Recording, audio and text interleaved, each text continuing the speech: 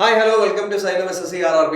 So ഇന്ന് നമ്മൾ general സയൻസിന്റെ ഈ ഒരു വീഡിയോയിൽ ഈ ഒരു സെഷനിൽ NCERT-യിലെ ഏറ്റവും ഇമ്പോർട്ടന്റ് ആയിട്ടുള്ള വസ്തുതകൾ കൊടുത്തിട്ടുള്ള ചെറിയ ബോക്സുകൾ, ചെറിയ പെട്ടികളാണ് വിശകലനം ചെയ്യാൻ പോകുന്നത്. പൊതുവെ ടെക്സ്റ്റ് ബുക്കുകൾ വായിച്ച് കളയുമ്പോൾ നമ്മൾ വെറുതെ വിടാറുള്ള പോയിന്റ്സ് ആണ് ഈ പെട്ടികളിലൊക്കെ മാർക്ക് ചെയ്തിട്ടുള്ള എക്സ്ട്രാ ഇൻഫർമേഷൻസ് എന്ന് പറയുന്നത്. എന്നാൽ പരീക്ഷകളിൽ ഏറ്റവും കൂടുതൽ ചോദ്യങ്ങൾ ചോദിക്കാറുള്ളതും ഏറ്റവും പ്രധാനപ്പെട്ട ചില വസ്തുതകളും അടങ്ങിയിട്ടുള്ള ടേബിളുകളാണ് ഈ NCERT കൊടുത്തിരിക്കുന്ന ടേബിളുകൾ എന്ന് പറയുന്നത്. സോ നമ്മൾ ഇങ്ങനെയുള്ള ചില ടേബിളുകൾ സയന്റിസ്റ്റുകളെ പറ്റി, ശാസ്ത്രജ്ഞന്മാരെ പറഞ്ഞിട്ടുള്ള കുറച്ച് കാര്യങ്ങളാണ് ഇന്നത്തെ ഈ വീഡിയോയിൽ നമ്മൾ വിശകലനം ചെയ്യാൻ പോകുന്നത്. സോ നമുക്ക് വീഡിയോയിലേക്ക് കടക്കാം. നമ്മൾ അങ്ങനെ ആദ്യമായിട്ട് പരിചയപ്പെടാൻ പോകുന്ന ഒരു പെട്ടിയാണ് NCERT-യിൽ കൊടുത്തിട്ടുള്ള ഒരു ടേബിളാണ് ജോൺ ഡാൾട്ടൺ എന്ന് പറയുന്ന സയന്റിസ്റ്റിനെ കുറിച്ച് എഴുതിയിട്ടുള്ള കുറച്ച് കാര്യങ്ങൾ എന്ന് പറയുന്നത്. അപ്പൊ ഇതിൽ ഏറ്റവും കൂടുതൽ ഇനി ചോദിക്കാൻ സാധ്യതയുള്ള ഒരു ഫാക്റ്റ് ആണ് നമ്മളിവിടെ ഹൈലൈറ്റ് ചെയ്യാൻ പോകുന്നത്. ജോൺ ഡാൾട്ടൺ ആണ് ആറ്റങ്ങളെ പറ്റി ലോജിക്കലായിട്ട് കറക്റ്റ് എന്ന് തോന്നുന്ന വിധത്തിൽ കുറച്ച് കാര്യങ്ങളൊക്കെ ഉൾപ്പെടുത്തിക്കൊണ്ട് ഒരു തിയറി ആദ്യമായിട്ട് ക്രിയേറ്റ് ചെയ്തത്. അദ്ദേഹത്തിന്റെ ആ തിയറിയാണ് നമ്മൾ എന്ത് വിളിക്കുന്നത്, അറ്റോമിക് തിയറി എന്നുള്ള പേരിൽ വിളിക്കുന്നത്. Atomic theory. So atomic theory, ഈ പേര് കേട്ടാൽ നിങ്ങൾ മനസ്സിലാക്കണം. അറ്റോമിക് തിയറി ആരാണ് പ്രസന്റ് ചെയ്തത്? ജോൺ ഡാൾട്ടൺ ആണ്. അറ്റോമിക് തിയറി ജോൺ ഡാൾട്ടൺ ആണ് പ്രസന്റ് ചെയ്തത്. ഏത് വർഷം? 1808-ലാണ്. 1808-ലാണ് John Dalton atomic theory present ചെയ്തത്. ഈ 3 ഫാക്റ്റുകളും നമ്മൾ കൃത്യമായിട്ട് അത് മനസ്സിലാക്കി വെക്കണം. വളരെ ഇമ്പോർട്ടന്റ് ആയിട്ടുള്ള ഒരു വസ്തുതയാണ്. NCERT കൃത്യമായിട്ട് പറയുന്നുണ്ട് ആ വർഷം, ഇദ്ദേഹത്തിന്റെ പേര്, ഇദ്ദേഹം നമുക്ക് വേണ്ടി പ്രസന്റ് ചെയ്തിട്ടുള്ള ആ ഒരു തിയറി, ആ ഒരു കൺസെപ്റ്റ്, അറ്റോമിക് തിയറി എന്നാണ് പറയുന്നത്. ജോൺ ഡാൾട്ടൺ പ്രപ്പോസ് ചെയ്തിട്ടുണ്ട്. ഏത് വർഷം? 1808. അപ്പൊ ഏറ്റവും നോട്ട്സ് വർത്തി ആയിട്ടുള്ള ഈ ഒരു ഫാക്ട് എന്ന് പറയുന്നത് ഈ ഒരു ടേബിളിലായിട്ടാണ് കൊടുത്തിരിക്കുന്നത്. സോ നമുക്ക് അടുത്ത ടേബിൾ പരിശോധിക്കാം. ആരെ പറ്റിയാണ് പറയുന്നത്? ഏണസ്റ്റ് റുദർഫോർഡ് എന്ന് പറയുന്ന സയന്റിസ്റ്റ് ആണ്. Ernest Rutherford. ഇദ്ദേഹത്തെ പറ്റി പരീക്ഷകൾക്ക് ഇനി ചോദിക്കാൻ സാധ്യതയുള്ള ഈ ഒരു ബോക്സിൽ കൊടുത്തിട്ടുള്ള ഏറ്റവും ഇമ്പോർട്ടന്റ് ആയിട്ടുള്ള ഇൻഫർമേഷൻ നമുക്ക് നോക്കാം.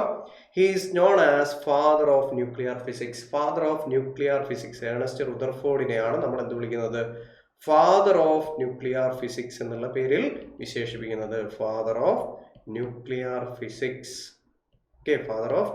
ഫിസിക്സ്. കൂടാതെ മറ്റൊരു പ്രധാനപ്പെട്ട ഇൻഫർമേഷൻ കൂടി ഈ ഒരു ഫാക്ടുകളിൽ പറയുന്നുണ്ട്. He got the Nobel prize in chemistry in the year 1908. ഇദ്ദേഹത്തിന് കെമിസ്ട്രിയിലെ നോബൽ സമ്മാനം കിട്ടിയ വർഷം കൂടി NCERT പറയുന്നുണ്ട്. 1908-ലാണ് ഇദ്ദേഹത്തിന് കെമിസ്ട്രിയിലെ നോബൽ സമ്മാനം കിട്ടിയത്. ഫാദർ ഓഫ് ന്യൂക്ലിയർ ഫിസിക്സ് എന്ന് വിശേഷിപ്പിക്കുന്ന ഇദ്ദേഹത്തെയാണ്. കെമിസ്ട്രിയിൽ നോബൽ പ്രൈസ് 1908 ലഭിച്ചത് ഇദ്ദേഹത്തിനാണ്.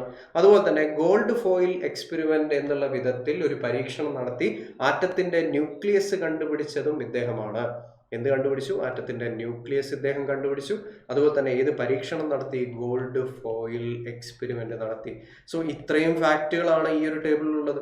അപ്പൊ ഇതായിട്ടൊക്കെ കണക്ട് ചെയ്ത് ചോദ്യങ്ങൾ ചോദിക്കാറുണ്ട്. ഗോൾഡ് ഫോയിൽ എക്സ്പെരിമെന്റ് നടത്തിയത് ആര്? ഫാദർ ഓഫ് ന്യൂക്ലിയർ ഫിസിക്സ് എന്നറിയപ്പെടുന്നത് ആര്? ഏണസ്റ്റ് റുദർഫോർഡിന് കെമിസ്ട്രിയിലെ നോബൽ പ്രൈസ് കിട്ടിയ വർഷം ഏത്? സോ ഇവിടെയൊക്കെ നമുക്ക് ഒരുപാട് ചോദ്യങ്ങൾ ക്രിയേറ്റ് ചെയ്ത് മുന്നോട്ടേക്ക് വെക്കാനായിട്ട് സാധിക്കും. ഇതൊരു ചെറിയ ടേബിളിൽ കൊടുത്തിരിക്കുന്ന ഇൻഫർമേഷൻ. നമുക്ക് അടുത്ത ടേബിളിലേക്ക് പോകാം. നീൽസ് ബോർ എന്ന് പറയുന്ന സയന്റിസ്റ്റിനെ പറ്റിയാണ് ഇവിടെ കൊടുത്തിരിക്കുന്നത്. നീൽസ് ബോറിന് നോബൽ പ്രൈസ്, സ്വാഭാവികമായിട്ട് നോബൽ പ്രൈസ് കിട്ടിയിട്ടുണ്ട്. നോബൽ പ്രൈസ് കൊടുത്ത വർഷമാണ് 1922. ഏത് സബ്ജക്റ്റിനാണെന്ന് ചോദിച്ചാൽ ഫിസിക്സ് ആണ്. നോബൽ പ്രൈസ് ഇൻ ഫിസിക്സിലെ നോബൽ സമ്മാനമാണ് ഏത് വർഷം കിട്ടിയത്? 1922 കിട്ടിയത്. 1922 ഫിസിക്സിലെ നോബൽ പ്രൈസ് കിട്ടി നീൽസ് ബോർ എന്ന് പറയുന്ന സയന്റിസ്റ്റിനാണ് കിട്ടിയത്.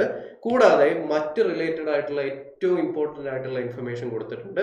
ഇദ്ദേഹം 3 പുസ്തകങ്ങൾ എഴുതിയിട്ടുണ്ട്. അതിന്റെ പേരുകൾ ഈ ഒരു ബോക്സിൽ കൊടുത്തിട്ടുണ്ട്.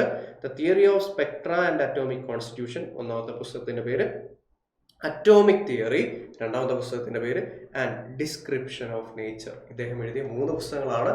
The theory of Spectra and atomic constitution, second book atomic theory, and third book the description of nature. So ഇതുമായിട്ട് ബന്ധപ്പെട്ടും നമ്മളോട് ചോദ്യങ്ങൾ ചോദിക്കാൻ സാധ്യതയുണ്ട്. ഏറ്റവും ഇമ്പോർട്ടന്റ് ആയിട്ടുള്ള ഈ പോയിന്റ് എന്നുള്ള രീതിയിൽ ഈ ഒരു കാര്യം നോട്ട് ചെയ്ത് വെക്കുക. ഓക്കെ, ഇനി അടുത്ത ഒരു പ്രധാനപ്പെട്ട ഒരു ടേബിളാണ് ഇവിടെ കൊടുത്തിരിക്കുന്നത്. കാമില്ലോ ഗോൾഗി എന്ന് പറയുന്ന സയന്റിസ്റ്റിനെ പറ്റിയാണ്. കാമില്ലോ ഗോൾഗി, ഈ പേര് കേൾക്കുമ്പോൾ തന്നെ നിങ്ങൾക്ക് ഒരു കാര്യം മനസ്സിലായിട്ടുണ്ടാവും. കാമില്ലോ ഗോൾഗി എന്ന് പറയുന്നത് നമ്മുടെ സെല്ലിലെ ഇമ്പോർട്ടന്റ് ആയിട്ടുള്ള ഒരു സെൽ ഓർഗനൽ, കോശാംഗം കണ്ടുപിടിച്ച വ്യക്തിയാണ്. ആ കോശാംഗത്തെയാണ് നമ്മൾ ഗോൾഗി കോംപ്ലക്സ് എന്നുള്ള പേരിൽ വിളിക്കുന്നത്. Golgi complex. ഇതിലെ ഏറ്റവും ഇമ്പോർട്ടന്റ് ആയിട്ടുള്ള ഒരു പോയിന്റ് എന്ന് പറയുന്നത് 1906 വർഷം 1906 ഇദ്ദേഹത്തിന് എന്ത് കിട്ടി? നോബൽ പ്രൈസ് കിട്ടി. നോബൽ പ്രൈസ് ഫിസിയോളജിയിലെ നോബൽ പ്രൈസ് കിട്ടിയത് ഇദ്ദേഹത്തിനാണ്. ഫിസിയോളജിയിലെ നോബൽ പ്രൈസ് കിട്ടിയത് ആർക്കാണ്? കാമില്ലോ ഗോൾഗി എന്ന് പറയുന്ന സയന്റിസ്റ്റാണ്. ഇദ്ദേഹത്തിന്റെ കൂടെ ഈ ഒരു നോബൽ സമ്മാനം ഷെയർ ചെയ്യാനായിട്ട് സാന്റിയാഗോ റമോണി കാജൽ എന്ന് പറയുന്ന സയന്റിസ്റ്റ് കൂടി ഉണ്ടായിരുന്നു. ഇവർ രണ്ടുപേരും ചേർന്നിട്ടാണ് ഫിസിയോളജിയിലെ നോബൽ സമ്മാനം 1906 ഷെയർ ചെയ്തത്. ഇങ്ങനെ ഒരു വളരെ പ്രധാനപ്പെട്ട ഫാക്ട് NCERT ചെറിയ ടേബിളായിട്ട് കൊടുത്തിരിക്കുന്നു. ഇങ്ങനെ NCERT ഒളിപ്പിച്ചു വെച്ചിരിക്കുന്ന ഫാക്ടുകൾ ഈ ടേബിളിലൂടെ നമ്മൾ കണ്ടെത്താൻ ശ്രമിക്കണം എന്നുള്ളതാണ് ഏറ്റവും പ്രധാനപ്പെട്ട പോയിന്റ്. ഇനി അടുത്തൊരു ടേബിൾ നമുക്ക് നോക്കാം. ഹെൻറിച്ച് ഹെഡ്സ് എന്ന് പറയുന്ന സയന്റിസ്റ്റിനെ പറ്റിയാണ് ഇവിടെ പറയുന്നത്. ഹെൻറിച്ച് ഹെഡ്സിനുമായിട്ട് ബന്ധപ്പെട്ട ഏറ്റവും പ്രധാനപ്പെട്ട ഇൻഫർമേഷൻ നമുക്ക് നോക്കാം. He discovered photo electric effect. Photo electric effect എന്ന് പറയുന്ന പ്രതിഭാസം കണ്ടുപിടിച്ച ആരാണ്? ഹെൻറിച്ച് ഹെഡ്സ് ആണ്. ഡിസ്കവർ ചെയ്തത് ഹെൻറിച്ച് ഹെഡ്സ് എന്ന് പറയുന്ന സയന്റിസ്റ്റ് ആണ്. പക്ഷേ ഇതെന്തുകൊണ്ട് സംഭവിക്കുന്നു എന്നുള്ള ഒരു കാര്യം കൃത്യമായിട്ട് എക്സ്പ്ലെയിൻ ചെയ്തത് ആരാണ്? ആൽബർട്ട് ഐൻസ്റ്റീൻ ആണ്. അതും NCERT കൃത്യമായിട്ട് പറയുന്നുണ്ട്. It was explained by Albert Einstein but discovered by Heinrich Hertz. So photo electric effect discover ചെയ്ത ആരാണെന്ന് ചോദിച്ചാൽ ആൽബർട്ട് ഐൻസ്റ്റീൻ അല്ല ഉത്തരം. ഡിസ്കവർ ചെയ്തത് ഹെൻറിച്ച് ഹെഡ്സ് തന്നെയാണ്. പക്ഷേ എക്സ്പ്ലെയിൻ ചെയ്ത ആരാണ്? ആൽബർട്ട് ഐൻസ്റ്റീൻ ആണ്. സോ അത് കൃത്യമായിട്ട് ഓർത്ത് വെക്കുക. ഇനി നമ്മുടെ ഇൻഫർമേഷൻസിൽ നിന്ന് വന്നിട്ടുള്ള ചില ചോദ്യങ്ങൾ കാണാം. ഈ ഒരു ചോദ്യം നോക്കിക്കേ. Who is known as father of nuclear physics? Nuclear ഫിസിക്സിന്റെ ഫാദർ ആരാണെന്നാണ് ചോദ്യം. ആ ടേബിളിൽ കൊടുത്തിരിക്കുന്ന അതേ ഇൻഫർമേഷൻ ബേസ് ചെയ്ത് വന്നിട്ടുള്ള ഒരു പ്രീവിയസ് ഇയർ ക്വസ്റ്റ്യൻ ആണ്. PYQ ക്വസ്റ്റ്യൻ ആണ്.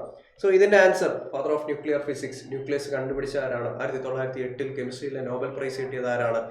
ഇതൊക്കെ ഒരൊറ്റ പേരിലേക്കാണ് നമുക്ക് ഡയറക്റ്റ് ചെയ്യാൻ പറ്റുന്നത്. ഏണസ്റ്റ് റുദർഫോർഡ് എന്ന് പറയുന്ന വ്യക്തി. Ernest Rutherford. അപ്പൊ ഇങ്ങനെയുള്ള NCERTയിലെ ഏറ്റവും പ്രധാനപ്പെട്ട പോയിന്റ്സുകൾ ഉൾക്കൊള്ളിച്ചിട്ടുള്ള ഒരുപാട് ഫാക്ടുകളും റിലേറ്റഡ് ആയിട്ടുള്ള ട്രിക്കുകളായിട്ട് ഇനി നമുക്ക് വരുന്ന ക്ലാസ്സുകളിലായിട്ട് യൂട്യൂബ് സെഷൻസുമായിട്ട് നമുക്ക് കാണാം. സോ അതിന് മുന്നോടിയായിട്ട് ഒരൊറ്റ കാര്യം കൂടി പറയാനുണ്ട്. ഇങ്ങനെയുള്ള കാര്യങ്ങൾ വളരെ കൃത്യമായിട്ട് പഠിച്ചുകൊണ്ട് വരാൻ പോകുന്ന NTPC എക്സാം ക്രാക്ക് ചെയ്യാൻ ആഗ്രഹിക്കുന്നവരാണ് നിങ്ങളെങ്കിൽ NTPC റെഗുലർ 1.0 ബാച്ച് സ്റ്റാർട്ട് ചെയ്യുന്നുണ്ട്. ഉടൻ തന്നെ ജോയിൻ ചെയ്യുക. കോഴ്സ് ഫീ എന്ന് പറയുന്നത് വെറും 3999 രൂപയാണ്. സോ നമുക്ക് അടുത്തൊരു സെഷനുമായിട്ട് ഇൻട്രസ്റ്റിംഗ് ഫാക്റ്റുകളായിട്ട് വീണ്ടും കണ്ടുമുട്ടാം. Thank you.